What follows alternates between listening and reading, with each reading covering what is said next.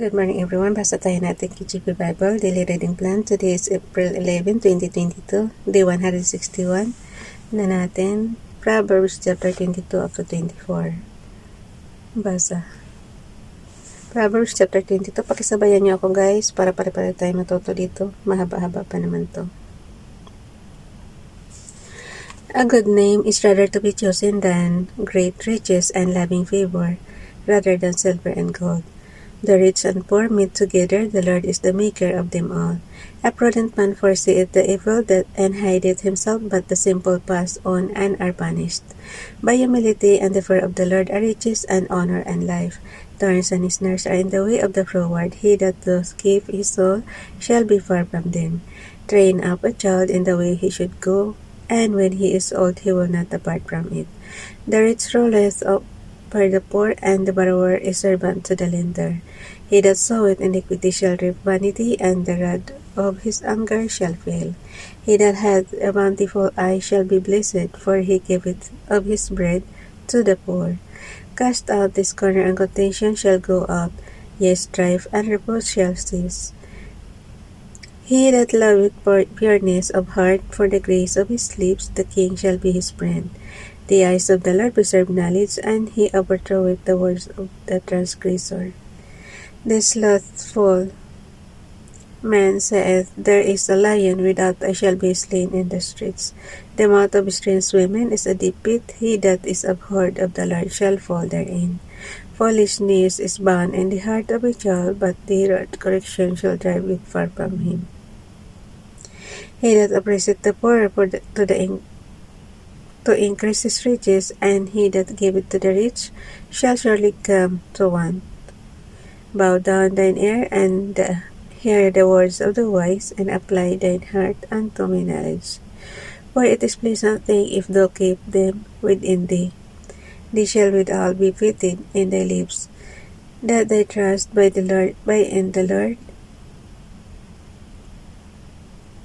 Okay, ulit verse 19.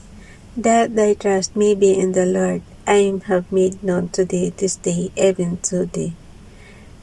Have not I written to thee excellent things in counsels and knowledge, that I might make thee know the certainty of the words of truth, that thou mightest answer the words of truth to them that send unto thee? Rob not the poor because he is poor, neither oppress the afflicted in the gate. For the Lord will plead their cause, and spoil them, and spoil the soul of those that spoil them. Make no friendship with an angry man, and what with a famous, and with a furious man thou shalt not go. Ulit, verse 24. Make no friendship with an angry man, and with a furious man thou shalt not go, lest thou learn his ways, and get a snare to thy soul. Be not thou one of them that strike hands or of them that are sureties for debts. If thou hast nothing to pay, why should he take away thy bed from under thee? Remove not the ancient landmark which thy fathers have set. Sayest thou a man diligent in his business? He shall stand before kings, he shall not stand before men. Ba't ako'y naantok? Proverbs chapter 23. Wait lang ha. Proverbs chapter 23. When thou sittest to eat with ruler, consider diligently what is before thee, and put a knife to thy throat if thou be a man given to appetite. Be not desirous of his dainties, for they are deceitful meat. Labor not to be rich, cease from thine own wisdom. Wilt thou set thine eyes upon that which is not? For riches certainly make themselves wings, they fly away as an eagle toward heaven.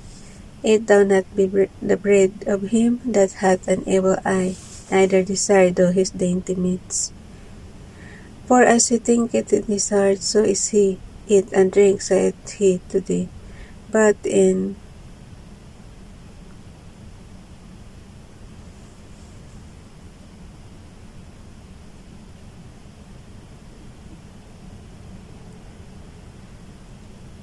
Okay, verse 7 ulit. Pakisabayan niyo ako, guys. For as he thinketh in his heart, so is he. Eat and drink saith to thee, but his heart is not with thee. The morsel which thou hast eaten shalt thou vomit up and lose thy sweet words. Speak not in the ears of a fool, for he will despise the wisdom of thy words. Remove not the old landmark, and enter not into the fields of the fatherless. Verse 11, For the Redeemer is mighty, he shall plead their cause with thee. Apply thine heart unto instruction, and thine ears to the words of knowledge. Verse 13, Withhold not correction from the child, for if thou beatest him with the rod, he shall not die. Thou shalt beat him with the rod, and shalt deliver his soul from hell. My son, if thine heart be wise, my heart shall rejoice, even mine. Yea, my reins shall rejoice with thy lips. Speak right things. Let not thine heart envy sinners, but heed thou in the fear of the Lord all the day long. For surely there is an end, and thine expectation shall not be cut off. Hear thou, my son, and be wise, and guide thine heart in the way. Be not among wine-bibbers, among riotous eaters of flesh. For the drunkard and the glutton shall come to poverty, and drowsiness shall clothe a man with rags. Hearken unto thy father that begat thee, and despise not by thy mother when she is old. By their truth, and sell it not also wisdom, and instruction, and understanding the father of the righteous shall greatly rejoice, and he that begetteth a wise child shall have joy of him. Thy father and thy mother shall be glad, and she that bare thee shall rejoice. My son, give me thine heart, and let thine eyes observe my ways. For a war is a deep ditch, and a strange woman is a narrow pit. Ulitin niyo verse 27. For a war is a deep ditch, and a strange woman is a narrow pit. She also lieth in wait for a prey, and increaseth the transgressors among men. Who hath sorrow, who hath contentions, who hath babbling, who hath wounds without cause, who hath redness of eyes, they that tarry long at the wine, they that go to seek mixed wine. Look not thou upon the wine when it is red, when it giveth his color in the cup, when it moveth itself aright. At the last it biteth like a serpent, and stingeth like an adder. Thine eyes shall behold strange women, and thine heart shall utter perverse things. Yea, thou shalt be as he that lieth down in the midst of the sea, or as he that lieth upon the top of a mast. They have stricken me, shalt thou say, and I was not sick. They have beaten me, and I felt it not. When shall I awake? I will seek it yet again. Last chapter, Proverbs chapter 24. Be not thou envious against evil men, neither desire to be with them, for their hearts studieth destruction, and their lips talk of mischief.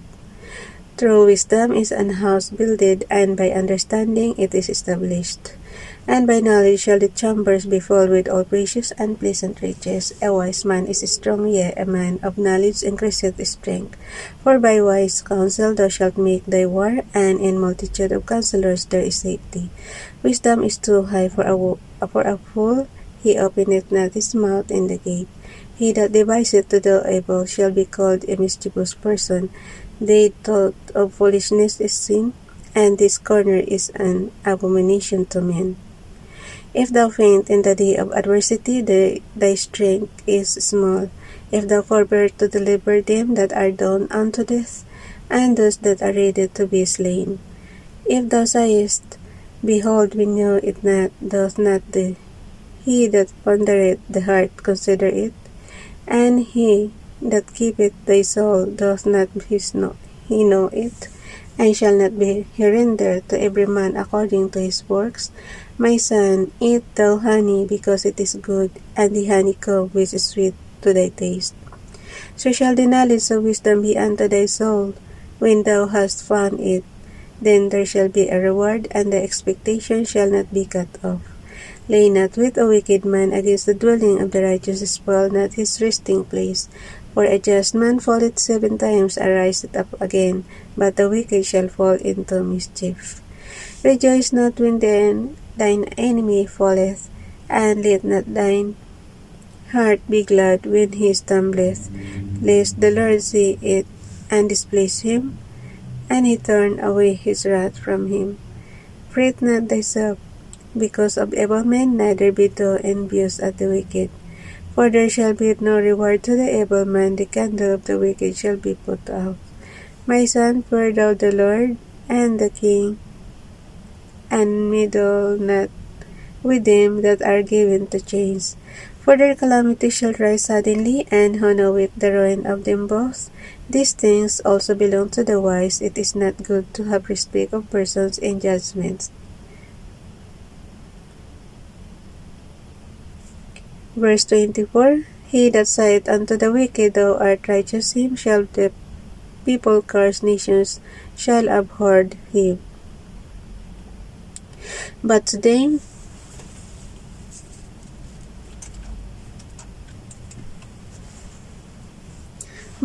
that rebuke him shall be delight.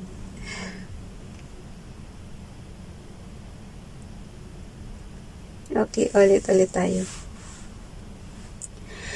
Verse 25, But to them that rebuke him shall be delight, and a good blessing shall come upon them. Every man shall kiss his lips that giveth the right answer. Prepare thy work without, and make it fit for thyself in the field, and afterwards build thine house. Be not a witness against thy neighbor without cause, and deceive not with thy lips. Say not, I will do so to him, as he hath done to me. I will render to the man according to his work. I went by the field of the slothful, and by the vineyard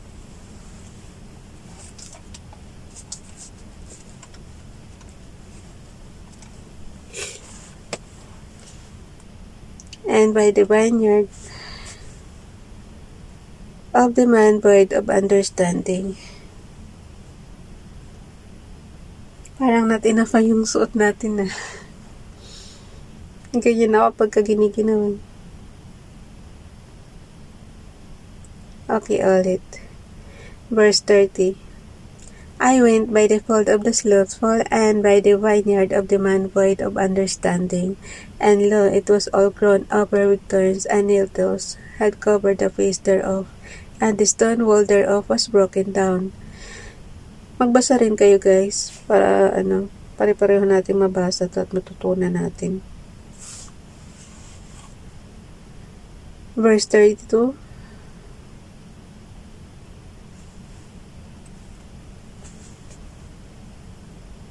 Ulitin ko na lang yung verse 31 ha.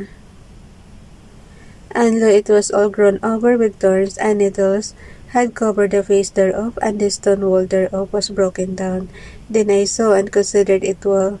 I looked upon it, and received instruction. Yet a little sleep, a little slumber, a little folding of the hands to sleep. So shall thy poverty come as one that travelleth, and thy want is an armed man. Hanggang 24 lang ba? Wait lang. Okay. Bye everyone. God bless.